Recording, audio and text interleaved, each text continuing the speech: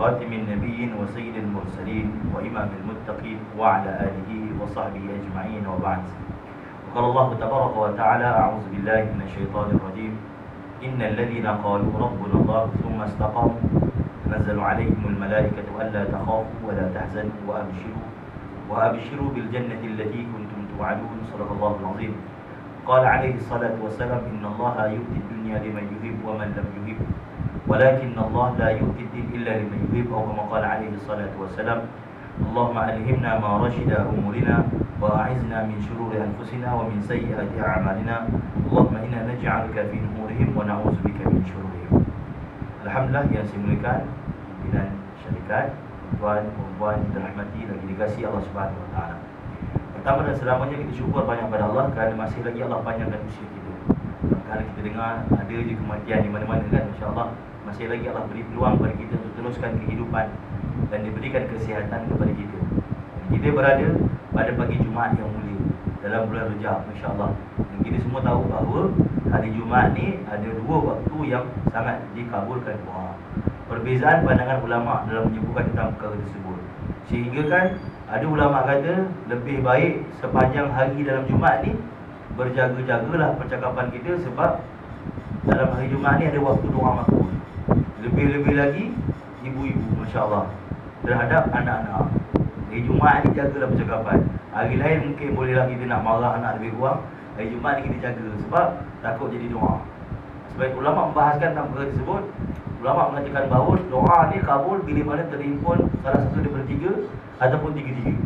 Pertama, orang tu sendiri dia kabul. Contoh ibu-ibu lah. Ibu-ibu ni memang antara orang yang dipanggil kabuliyat, orang yang makbul doa ni.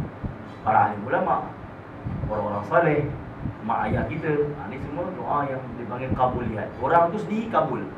Yang kedua, tempat tu makbul. Di Mekah, di Madinah, ini tempat yang makbul. Yang ketiga, waktu yang makbul. Hari Jumaat ni waktu yang makbul ni. Lebih-lebih lagi sehingga Jumaat kita ulama.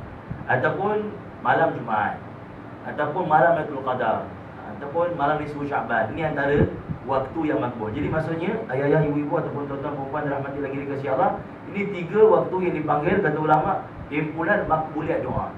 Pertama, orang itu sendiri makbul. Yang kedua, tempat itu makbul. Yang ketiga, waktu itu makbul.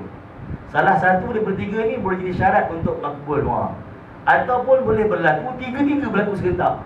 Boleh jadi dia seorang ibu dan dia berdoa di Mekah dan dia berdoa pada waktu yang makbul, contoh bulan Ramadan ataupun pada hari Jumaat. Maka tiga-tiga terhimpun lagilah buat doanya, masya-Allah.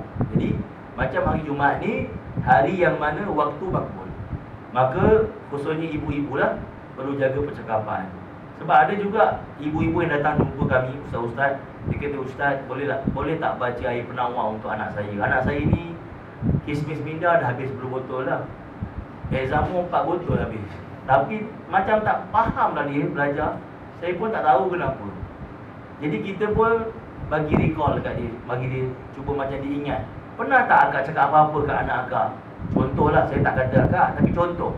Pernah tak hari Jumaat anak akak ni akak suruh pergi kedai, dia balik lambat. Mat, pergi beli gula jap, dia balik lambat. Kita pun cakap, apa lambat ni, aku nak masak, lambat, lembab betul hari ni. Kita tak perasan. Kita satu orang ibu, doa kita kabul. Dan kita doa di waktu yang makbul, hari Jumaat pula. Ini bahaya. Jadi itu sekadar peringatan lah untuk saya yang bercakap juga dan tuan-tuan yang mendengar, supaya kita jaga-jaga. Sebab tiga benda ni adalah syarat untuk kabuliyat doa. Orang itu makbul, ibu-ibu memang makbul, masya-Allah doa kan. Sehingga ulama mengatakan bahawa ibu-ibu ni dia 3 kali daripada ayah. Ayah sekali je, ibu-ibu 3, masya-Allah. Yang kedua, waktu yang tempat yang makbul. Yang ketiga, waktu yang makbul. Maka kita jagalah Jumaat ni, masya-Allah, kita doa yang baik-baik, cakap yang baik-baik. Boleh jadi hari satu ketika anak beritahu, kau tahu mak aku hari lain memang dia garang. Hari Jumaat baik mak aku ni. Aku setiap hari menanti tunggu hari Jumaat, insya-Allah. Masya-Allah. Tuan-tuan perempuan dirahmati lagi dikasihi Allah Subhanahu Wa Taala. Dan dalam bulan Rejab pula, masya-Allah, bulan yang mana begitu diberkati oleh Allah Subhanahu Wa Taala. Ulama kata, Imam Nawawi sebut dalam kitab Al-Azkar, bulan Rejab ni tuan-tuan, ayah ibu dirahmati lagi dikasihi Allah, kita perlu banyakkan satu doa yang mungkin ayah-ayah, ibu-ibu ataupun tuan-tuan perempuan dah pernah dengar imam-imam baca di masjid. Allahumma barik lana fi Rajabin wa Sya'bana wa balighna Ramadan. Itu bahasa Arab dia lah.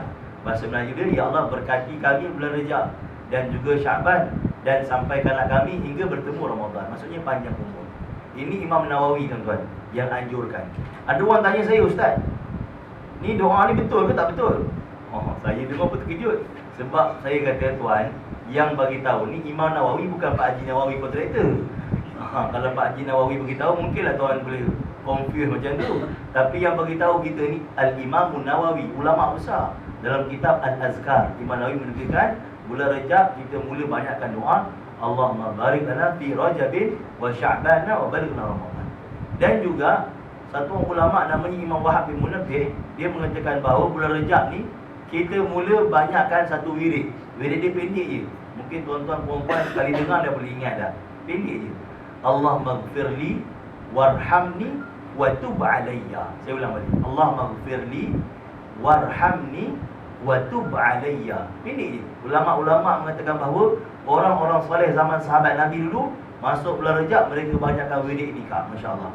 Sambil tunggu traffic light daripada merah pergi ke hijau, daripada kita tak ada benda nak buat, sambil-sambil kan kita duduk tunggu traffic light tu, maka kita bacalah Allahumma ghfirli warhamni wa tub alayya. Yang maksudnya, masya-Allah, Allahumma ghfirli, ya Allah ampunlah dosaku, warhamni, kasihanlah pada aku. Macam kita kan, kita nak orang kasihan, kasihanlah kat aku, tolonglah, aku susah ni, tolonglah. Kita nak orang kasihan kan. Ini kita minta Allah kasihankan kita. Allahumma ghfirli, ya Allah ampunkan dosaku, warhamni, kasihanlah pada aku, wa tub alayya, terimalah taubat aku atas kesilapan aku yang lampau. Ni tuan-tuan, Allahumma ghfirli warhamni wa tub alayya. Baik. Bulan Rajab ni tuan-tuan perempuan dirahmati lagi dikasih Allah, dia termasuk dalam bulan yang dipanggil bulan haram. Dia bukan dalam Islam ni tanah je, tanah haram. Bulan haram pun ada juga. Bulan haram ni apa dia tuan-tuan perempuan? Bulan haram ni 4 perkara. Saya biasa ceramah kat surau, jangan ceramah kat pejabat. Jadi biasa sebut ayah-ayah ibu-ibu. Tu jadi kekok. Kat sini dia kena tukar tuan-tuan perempuan lah, sebab saya dah pernah kena marah. Saya sebut ayah ibu-ibu, awak sebut macam tu, awak macam anggap kami ni dah tua. Sebut salah pula saya. Saya dah terbiasa ceramah kat surau, ayah-ayah ibu-ibu. Jadi tu nak tukar, saya minta maaf lah kalau terpanggil ayah ibu-ibu, minta maaf. Baik. Jadi bulan haram ni apa dia? Bulan haram ni 4 bulan. Rajab, Zulkaidah, Zulhijjah, Muharram. Saya ulang balik. Rajab, Zulkaidah, Zulhijjah, Muharram. Kenapa Sya'ban tak masuk? Mungkin kita pun rasa heran kan. Rajab, lepas Rajab Sya'ban. Tapi Sya'ban tak masuk. Ramadan pun tak masuk. Syawal pun tak masuk. Terus langkau pergi Zulkaidah. Lepas Syawal, Zulkaidah. Rajab, Zulkaidah, Zulhijjah, Muharram. Baik, saya cerita pagi ni. Sebelum kita bagi pada Islam Mi'raj, kita cerita ni lah bulan Rajab kan. Baik, bulan haram ni ialah bulan yang mana orang-orang Arab zaman jahiliah lagi, mereka mengharamkan daripada berlakunya peperangan, pergaduhan, bahkan perbelahan pun tak boleh. Maksudnya apa tuan-tuan perempuan dirahmati lagi dikasihi Allah? Kalau orang zaman jahiliah pun masuk Rajab je, masuk bulan haram je, tak nak bergaduh. Silap faham je. Aku minta maaf cepat-cepat minta maaf sebab dia tahu ni bulan haram. Lagilah kita orang Islam. Orang zaman jahiliah pun dah jaga dah. Bulan haram ini sebenarnya adalah bulan-bulan yang mana mereka lakukan ibadah. Dulu-dulu zaman jahiliah, mereka juga buat umrah. Tapi umrah cara mereka lah, cara tak betul. Mereka hanya buat umrah setahun sekali je puan, iaitu bulan Rajab. Bulan lain tak boleh buat umrah. Ini fahaman orang jahiliah dulu. Islam tak. Sepanjang tahun boleh buat, nak pergi bulan berapa pun tak apa. Tetapi kalau bagi faham orang jahiliah dulu, umrah boleh buat pada bulan Rajab saja. Adapun Zulkaidah, Zulhijjah dan Muharram adalah bulan ibadah haji. Sebab itu tuan-tuan tengok nama dia Zulkaidah. Zul tu yang mempunyai, Kaidah ni duduk. Zulkaidah yang mempunyai orang duduk-duduk tunggu nak masuk musim haji. Itu Zulkaidah. Zulhijjah adalah bulan haji. Zul tu yang mempunyai, Hijjah haji, yang mempunyai ibadah haji. Jadi Zulkaidah mereka pergi, kan dulu kan naik unta. Zulhijjah sampai, buat haji. Muharram balik. Ni 3 bulan. Jadi 4 bulan ni termasuk bulan umrah, iaitu Rajab, Zulkaidah, Zulhijjah, Muharram, dipanggil bulan haram. Bergaduh tak boleh, Berbalah tak boleh. Kira senang cakap, kalau dia orang berniaga, tawar-tawar lebih-lebih, token dari angin, token minta maaf. Minta maaf saya tak boleh bagi diskaun lagi dah. Sampai sini je. Kalau bulan lain dia kena balik lah. Contoh macam tu. Dan perompak-perompak ataupun lalu-lalu, bila masuk bulan Rejab, apa berlaku? Dia tak mencuri. Dia tak melanun lagi dah. Dia tak samun orang lagi dah. Masuk satu Rejab, semua cuci tangan. Terus angkat tangan macam tu, tak boleh dah. Masuk nanti satu Syaban, kan lepas Rejab Syaban, masuk satu Syaban, lalu je kampung dia, memang ganap lah kawan tu. Habis kena samun. Ini bulan haram dia panggil. Rejab, Zulkaidah, Zulhijjah, Muharram. Baik. Jadi bulan Rejab termasuk dalam bulan haram. Bulan yang mana kita tak boleh nak berbalah. Kat Facebook ke, kat mana kan, geramnya aku nak komen ni. Tapi teringat, ustaz tadi cakap bulan haram, tak boleh bergaduh. Tahan, tunggu Syaban siap kau. Ni tuan-tuan, contohlah, janganlah Syaban pun janganlah. Tapi contoh macam tu lah. Tuan-tuan, ibu, tuan-tuan, perempuan dirahmati lagi dikasihi Allah Subhanahu Wa Taala. Baik. Bulan Rejab juga ialah bulan yang mana digalakkan untuk berpuasa. Sebab bulan haram tadi. Ada hadis yang menukilkan tentang untuk banyakkan puasa sunat dalam bulan-bulan haram, insya-Allah. Dalam bulan Rejab, Zulkaidah, Zulhijjah, Muharram, ini bulan yang digalakkan untuk puasa. Ada orang bertikai, ustaz bagi saya hadis puasa bulan Rejab. Saya kata hadis puasa bulan Rejab tak ada. Tapi Rejab termasuk dalam ada, tapi lemah hadis itu. Tapi hadis yang kuat, hadis yang sahih adalah hadis tentang digalakkan puasa pada bulan haram. Rejab masuk bulan haram tak? Masuk. Maka adalah hadisnya. Sebab dia kategori bulan haram. Tuan-tuan perempuan dirahmati lagi dikasihi Allah Subhanahu Wa Taala, maka perlu kita ketahui inilah kemuliaan bulan Rejab. Baik. Dalam bulan Rejab ada dua peristiwa besar berlaku dalam Islam. Pertama apa dia? Isra wal Mi'raj, yang kita nak cerita sebentar lagi. Dan yang kedua, kata ulama, dalam bulan Rejab juga berlaku perintah solat. Masya-Allah. Dua perkara yang besar berlaku dalam bulan Rejab yang mulia. Jadi tuan-tuan perempuan dirahmati lagi dikasihi Allah, kebiasaannya dalam bulan Rejab ni, orang banyaklah cerita pasal Isra Mi'raj ni, perjalanan Nabi SAW. Yang tu mungkin tuan-tuan perempuan dah biasa dengar. Nabi nampak apa, Nabi jumpa apa. Tapi kali ni saya nak cerita yang tu ringkas je. Cuma saya nak lebihkan cerita selepas Isra Mi'raj apa berlaku. Saya nak cerita yang tuan-tuan perempuan dirahmati lagi dikasihi Allah Subhanahu Wa Taala. Saya nak cerita sebelum Isra Mi'raj dan selepas Isra Mi'raj. Sebelum Isra Mi'raj ada peristiwa yang besar berlaku dalam hidup Nabi SAW. Yang ni jangan orang tekankan. Sebelum Isra wal Mi'raj, peristiwa yang besar berlaku. Yang pertama adalah kewafatan isteri Nabi SAW, iaitu Ummul Mukminin Sayyidatina Khadijah Al-Kubra radhiyallahu anha. Seperti yang pernah saya cerita di sini beberapa bulan yang lalu, ataupun bulan lepas, saya tak ingat, yang kita cerita kat surau. Nabi SAW ajar kita dua tempat untuk kita luahkan masalah. Saya dah ceritakan. Yang pertama, kepada Allah. Ada masalah apa-apa, beritahu pada Allah. Yang kedua, beritahu pada orang terdekat kita, iaitu Nabi tunjukkan isteri. Kalau tak ada isteri, beritahulah pada keluarga ataupun kawan yang terdekat yang kita boleh percaya. Ini tuan-tuan. Maksudnya dua tempat untuk luahkan masalah, kepada Allah dan kepada satu orang yang kita percaya, manusia. Masalah tak boleh simpan. Nabi SAW ajar kita, masalah tak boleh simpan lama-lama. Sebab manusia ni kalau lama-lama nanti dia akan pergi pada penyakit. Terlampau simpan masalah kan, dia akan stres. Tahu-tahu jatuh je, stroke. Tahu-tahu sakit darah tinggi. Sebab terlampau simpan masalah. Sebab itu ada orang tulis diary, nak melepaskan masalah, nak rilis. Sebab tak boleh simpan lama-lama. Tulis di diary. Itu lebih baik daripada tulis kat Facebook. Ada orang masalah rumah tangga cerita kat Facebook, benda tu tak patut. Cerita kat diary okey lagi. Tuan-tuan perempuan dirahmati lagi dikasihi Allah, Nabi SAW ajar mengadu pada Allah dan berkongsi pada isteri. Tuan-tuan, disebabkan salah tempat luahkan masalah, saya cerita dulu, maka berlaku antara penceraian yang terbanyak di Malaysia. Itu punca dia, tuan-tuan. Kawan saya, satu orang hakim Mahkamah Tinggi Syariah Negeri Johor, dia cerita antara statistik yang menyebabkan penceraian berlaku di Malaysia ialah salah tempat luahkan masalah. Satu orang suami penat balik kerja, nak cerita dekat isteri, yang tahu tak, tadi kan kat office, bang tak boleh cerita bang, saya penat juga anak abang kat rumah, abang nak cerita masalah abang tak tahu ni, anak abang dia lagi banyak masalah ni, pening kepala saya. Suami pun tak tahu nak cerita kat siapa, malam tak minum, tak tahu nak cerita kat siapa, pergi kedai mamak, takkan nak cerita kat mamak, tak tahu nak cerita kat siapa. Maka akhirnya besok pergi kerja, ada staff yang tanya dia, anak dara pula, Bang Haji nampak macam ada masalah je Bang Haji. Ceritalah Abang Haji. Abang Haji pun cerita, akhirnya staff ni pun respon, nampak macam you lagi faham I daripada wife I. Habis. Selesai masalah. Masalah dah selesai dah. Dah nampak dah penyelesaian masalah tu. Habis bercerai tuan. Begitu juga isteri. Yang ni bukan saya sebut tuan, hakim tu cerita kat saya. Begitu juga isteri. Apa berlaku? Isteri pergi kerja juga, balik nak cerita kat suami, dalam kereta tak sempat sampai rumah. Bang, you tahu tak, tadi kat office you tak payah cerita, you ingat you seorang ada office. I pun ada office. I ada banyak masalah, banyak benda nak fikir ni. Akhirnya bini pun rasa sedih, tak dapat nak cerita, termenung bini, tak tahu nak cerita siapa kan? Nak cerita ke anak, anak tak faham. Maka besok pergi kerja, ada orang tanya, Kak, contoh nama dia Kak Oji. Minta maaf lah ada Kak Oji sini. Kak Oji nampak macam ada masalah ni Kak Oji. Yang tanya tu pula budak muda. Memang I ada masalah ni. Kak Oji ceritalah, mana tahu kalau cerita boleh lepaskan masalah. Dia pun cerita. Budak dia pun respon, you faham, lebih faham I daripada husband I. Dia tak tahu suami dia macam nak mati cari duit kat luar. You lagi faham I daripada husband I. Habis.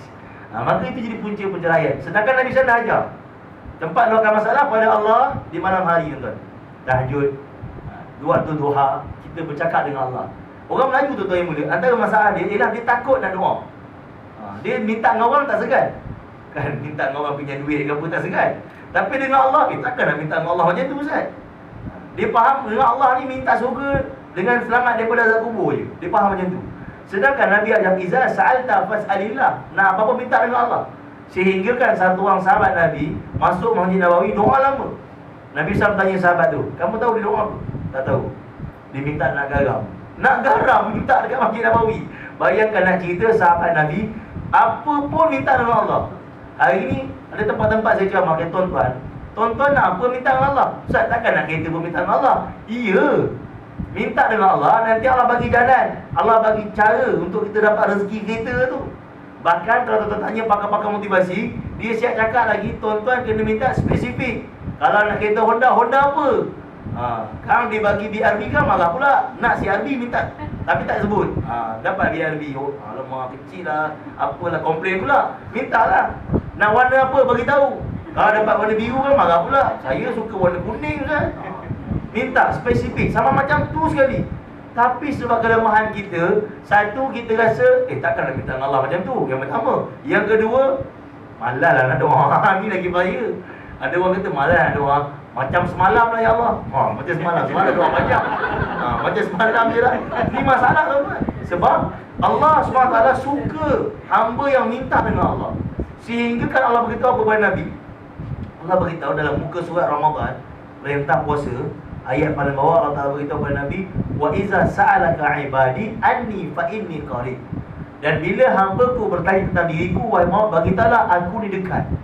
Ujibu da'watad da'i idza da'an. Aku mendengar setiap apa yang mereka minta pada aku. Allah suka. Tuan-tuan minta, ya Allah, kabinet baru ya Allah, contoh. Ya Allah, dengar cerita dekal ada offer ya Allah, tapi tak masuk lagi lah ya Allah. Ya Allah, mudahkanlah aku ya Allah. Minta. Jangan segan. Jadi yang menjadi masalah kita untuk berdoa, hingga kan kadang-kadang kita tak tahu nak minta apa. Nak minta apa? Sebabnya kita punya mindset, Allah ni hanya minta nak pahala, nak masuk syurga, selamat daripada neraka. Yang lain kita takut nak minta. Sedangkan Nabi SAW beritahu, iza sa'alta fas'alillah. Nah, apa minta dengan Allah. Jadi tuan-tuan yang boleh kita mengadu pada Allah. Waktu duha, ni sekarang tengah penyakit, insya-Allah musim penyakit coronavirus. Kita minta Allah Ta'ala lindung. Bahkan dalam hadis kursi, yang ni tuan-tuan, saya dan tuan-tuan perlu yakin. Dalam hadis kursi, Allah beritahu apa? Anna 'inda zanni 'abdi bi. Aku bertindak terhadap hamba-Ku, kata Allah, mengikut sangkaan hamba-Ku terhadap-Ku. Kalau tuan-tuan rasa, tuan-tuan sangka aku ni mungkin kena kot coronavirus, memang kena lah. Sebab kita yang minta. Kita jangan minta macam tu. Sebab Allah beritahu, ana 'inda zanni 'abdi bi. Aku bertindak terhadap hamba-Ku mengikut sangka hamba-Ku terhadap aku, kata Allah. Sehingga kan ulama bagi contoh, satu orang yang simpan duit. Simpan duit ni tak salah tuan-tuan. Simpan duit. Orang tanya dia. Jawapan dia salah. Kenapa abang simpan duit? Saya simpan duit ni Ustaz, takut nanti tua saya sakit. Jadi tak susahkan anak.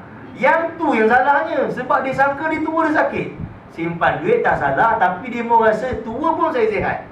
Macam mana saya sihat sekarang, tua pun sihat. InsyaAllah, tuan-tuan tengok orang tua-tua yang sihat-sihat ni, dia lah dia punya fikiran dia positif.